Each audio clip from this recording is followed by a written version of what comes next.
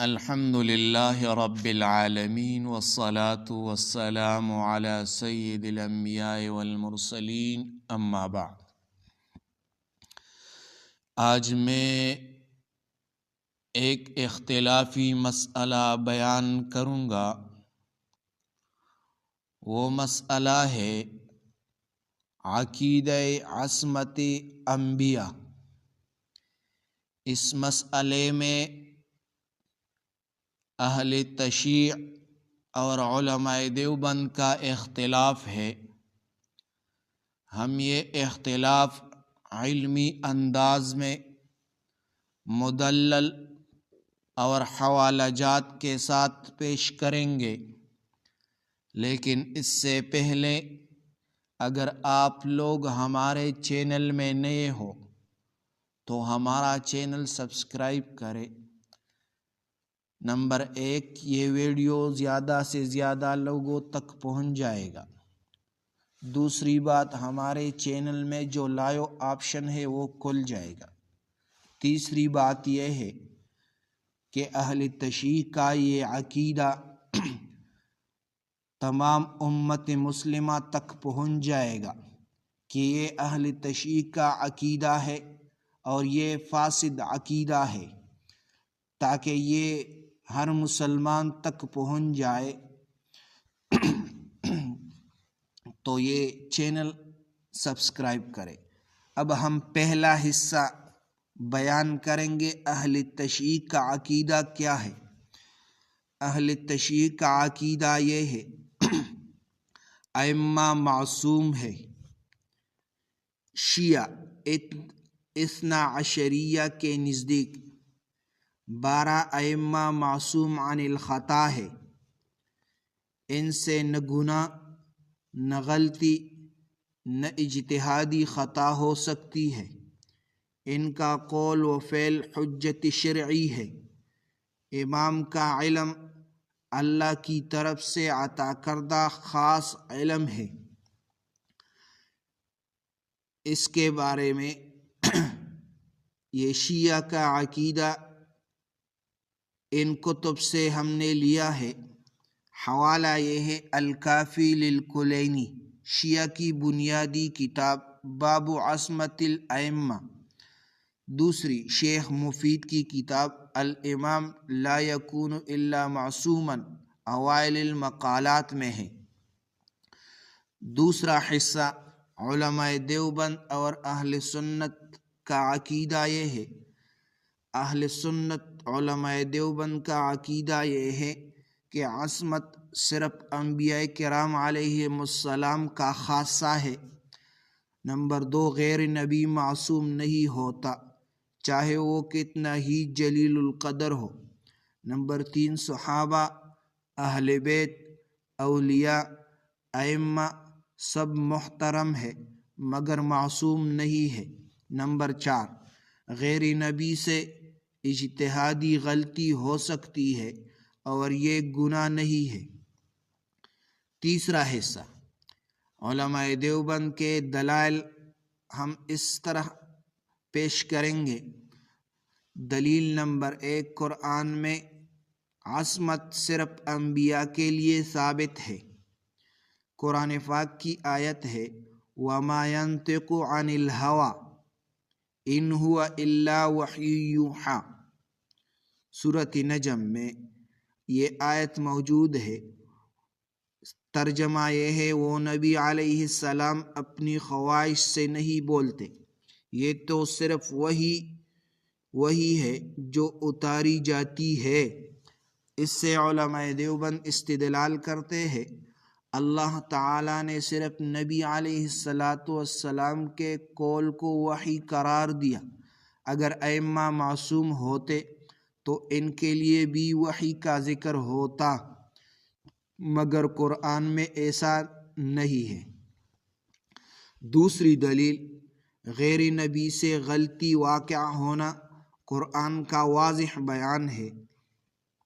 سورۃ طٰہٰ 121 نمبر آیت ہے وَعَصَىٰ آدَمُ رَبَّهُ فَغَوَىٰ، اور آدم نے اپنے رب کی نافرمانی کی پس وہ لغزش میں پڑ گئے۔ اگر ایک نبی سے اجتہادی غلطی ہو سکتی ہے تو غیر نبی کی معصومیت عقلاً و شرعاً ناممکن ہے۔ تیسری دلیل قرآن میں ہے۔ معصوم کا لفظ کہیں بھی ائمہ یا غیر انبیاء کے لیے نہیں آیا۔ اہل سنت کا اصول ہے، عقائد قرآن سے ثابت ہوتے ہیں۔ اگر ائمہ کی عصمت دین کا بنیادی رکن ہوتی جیسا کہ شیعہ کہتے ہیں تو قرآن میں لازماً واضح ذکر ہوتا، جبکہ قرآن بالکل خاموش ہے۔ چوتھا دلیل، صحابہ اور اہل بیت خود اپنی غلطیوں کا اعتراف کرتے ہیں۔ حضرت علی رضی اللہ تعالی عنہ کے اقوال نہج البلاغہ میں موجود ہے۔ حضرت علی رضی اللہ تعالی عنہ فرماتے ہیں، انی لست بفوق ان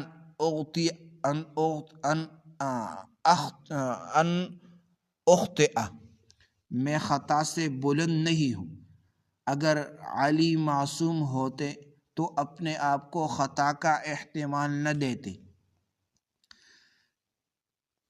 دلیل نمبر 5، اہل بیت نے اجتہادی مسائل میں اختلاف کیا۔ مثلا حضرت حسن رضی اللہ عنہ کا صلح کرنا، حضرت حسین رضی اللہ تعالیٰ عنہ کا قتال کرنا، ابن عباس اور علی کے فتاوی میں اختلاف۔ اگر سب معصوم ہوتے تو اختلاف محال تھا۔ دلیل نمبر 6، عصمت ائمہ قرآن کے اصولی آزمائش کے خلاف ہے۔ اللہ فرماتا ہے، لِيَبْلُوَكُمْ أَيُّكُمْ أَحْسَنُ عَمَلًا، تاکہ تمہیں آزمائے کہ کون اچھے عمل کرتا ہے۔ اگر انسان معصوم ہو تو اس کا آزمایا جانا بے معنی ہو جاتا ہے۔ لہٰذا تمام انسان ائمہ امتحان میں ہے، معصوم نہیں ہے۔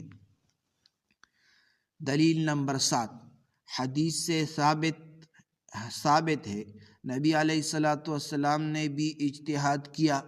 حدیث میں آتا ہے، رسول اللہ صلی اللہ علیہ وسلم نے باغ کے کھجوروں کے بارے میں فرمایا، انتم اعلم بامور دنیاکم، صحیح مسلم کی حدیث ہے، تم دنیا کے معاملات کو مجھ سے بہتر جانتے ہو۔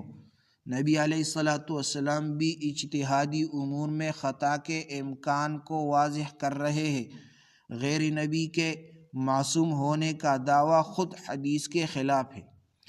حصہ نمبر 4، اہل تشیع کے دلیلوں کے جوابات۔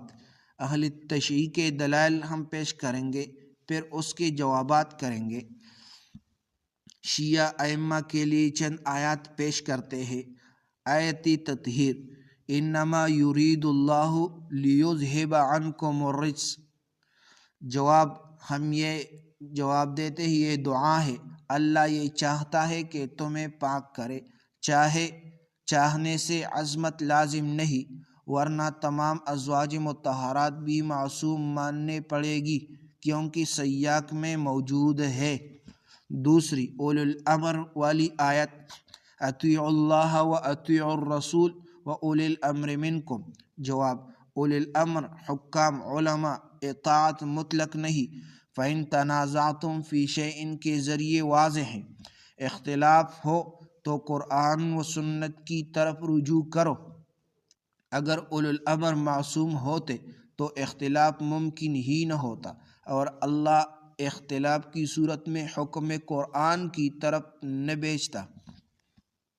حصہ نمبر 5، تو خلاصہ یہ ہوا، اہل سنت دیوبند کا موقف دلائل سے ثابت ہے۔ عصمت صرف انبیاء کا خاصہ ہے۔ قرآن میں کہیں بھی ائمہ یا غیر انبیاء کی عصمت ثابت نہیں۔ صحابہ اہل بیت کی عصمت مسلم، مگر معصومیت نہیں۔ چونکہ شیعہ کا عقیدہ قرآن سے ثابت نہیں، اس لیے اہل سنت اسے باطل، غیر قرآنی اور غیر ثابت شدہ عقیدہ سمجھتے ہیں۔ تو یہ اختلاف تھا علماء دیوبند اور اہل تشیع کے درمیان، جو ہم نے بیان کیا اور دلائل کے ساتھ بیان کیا، تو یہ آپ لوگوں کی ذمہ داری ہے کہ آپ لوگ یہ دوسروں کے ساتھ شیئر کریں۔ جزاکم اللہ احسن۔